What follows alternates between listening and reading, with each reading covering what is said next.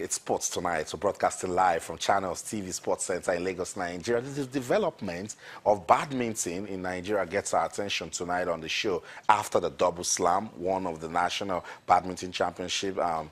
In Katsina, we came to Lagos to see another championship, and so everybody is asking questions. What's it about badminton and the growth we're experiencing at the moment? You listen to Anu Okpeyori. He is the #1 ranked. Well, we're waiting for that confirmation, but by virtue of winning silver in Katsina and then gold in Lagos, is going to push Clement off the ladder to emerge the #1 badminton player in the country. So we want you to, as you hear these names, see the faces, know the persons behind the rackets and the shuttle and doing all of those exploits. Anu played fantastic badminton right here in Lagos, and everyone is commending him. If you think Anu played fantastic badminton, you need to meet our next guest, Dorcas Adeshokon. She's been outstanding. I mean, no one comes close. Right now, she's ranked #1 in Africa. She won in Katsina, came to Lagos, and then won again. In fact, she made it so easy in Lagos. Sports fans, let's welcome Dorcas Adeshokon. She's the #1 ranked badminton player in Africa. Dorcas, good to have you on Sports Tonight. Good evening, sir. The joy of it is that we won't get to play badminton, so you don't embarrass me on live TV. Good to have you around. The president of the Nigeria Badminton Federation, Francis Obi, is also with us. Francis, good to have you on Sports Tonight. Thank you very much, Austin. It's ladies first, so we'll not break the rules. Dorcas, you won in Katsina, and then you won again in Lagos. How are you doing these things with badminton? Firstly, it's not easy. Then behind a successful player, there must be a coach, a council, and a federation. I mean, Ogun State Sports Council and Badminton Federation of Nigeria, because I cannot train alone. And there must be coaches like they went on internet, check of new training, and give me more like advance of the training. And when it comes to the BFN, they sponsored me for some tournament and training, because before the Castellan tournament I was coming from Cairo, that is Egypt. Wow. So then after the Egypt tournament I went for a week training, same in Cairo. So with that it's a lot of support, and it's give me a very strong backup. So now we know where you went to get all the magic from. Tell me, what's the badminton like in Cairo, Egypt? It's very strong and tough because they have a lot of players playing there, but compared to Nigeria, we are better off. Nigeria is better off? Very better off. Badminton? Yes. Than Egypt? Yes. Oh, wow. Someday will be better also in table tennis, football, squash, and the likes. Let's talk to President. President, Katsina event and Lagos event just gone by. What are the lessons for badminton in Nigeria? Well, the lessons are the fact that the game can actually do much better than it's doing right now. The future is very bright for the game, and we have a lot of young and upcoming players who are hungry. I will tell you something, Austin. We were pleasantly surprised at the level and the quality of game that was played by our players at the two tournaments.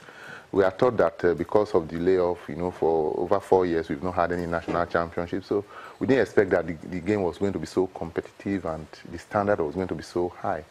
And we saw the older players doing their stuff, and then the young ones coming in with a lot of hunger. I mean, I will tell you that it was a revelation, it was an eye-opener, and it was pleasantly so for that matter. The final matches, Katsina and Lagos, which one was difficult for you?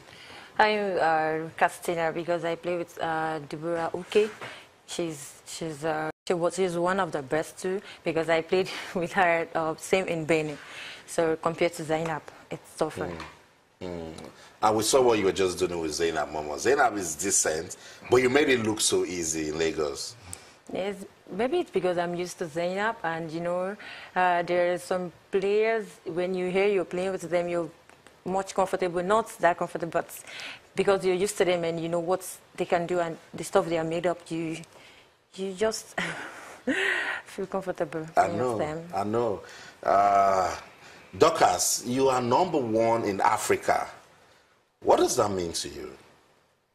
It means a lot, and means I'm going places, and not only in Nigeria or Africa, I'm in the world. So it's telling me to put, if I can put more, more effort, I'm going to get there, because it's not only competing in Africa, nor Nigeria, but going out there to make it. That's right. So that's good ambition from star player, Mr. President. So, what's the federation going to do now? What's next for Dorcas? She's off to Zambia in a couple of days, and from there to South Africa for the 2 internationals. Those are programs put in place by the African body on the road to Tokyo. So we're actually very hopeful that she will qualify for the Olympics 2020. So the journey has started for her, and the federation will do everything to support and give her all that is needed to make her achieve that goal. That's right. That's right. So, Dorcas, the long term is Tokyo 2020. Yeah. Are you prepped up to achieve that? Getting some support from the federation and from BCA, that is Badminton Confederation Africa. Okay. So, and I picked a lot of training and tournaments, and I think determination. I know I'm going to make it to 2020. You said it was a lot of revelations, and I like it, because at the time we're starting this, that was a major objective of the federation, to discover talents. Now that we have discovered talents, what's next for those talents? Well, we have to build on them, and we have to nurture them to become champions. And, let me tell you the unique thing about Lagos and Anu and Godwin, which I shared with a lot of people, and I've used it as a reference point for the coaches all over this country. I had a meeting with them after the championship in Lagos, and I told them that Anu and Godwin are in every state in this country. All you need to do is to be diligent, focused, discover them, nurture them, and groom them to be champions. What was the story? Anu and Godwin grew up in Lagos. They didn't play anywhere else. In 2012, Lagos hosted the sports festival, and as is usual, people want to bring in players from other states to come and play to win. But Lagos then said, no, we're not going to bring in mercenaries. We want to use our homegrown players. They don't have to win now, but prepare them to win sometime in the future. And that was the beginning of the journey.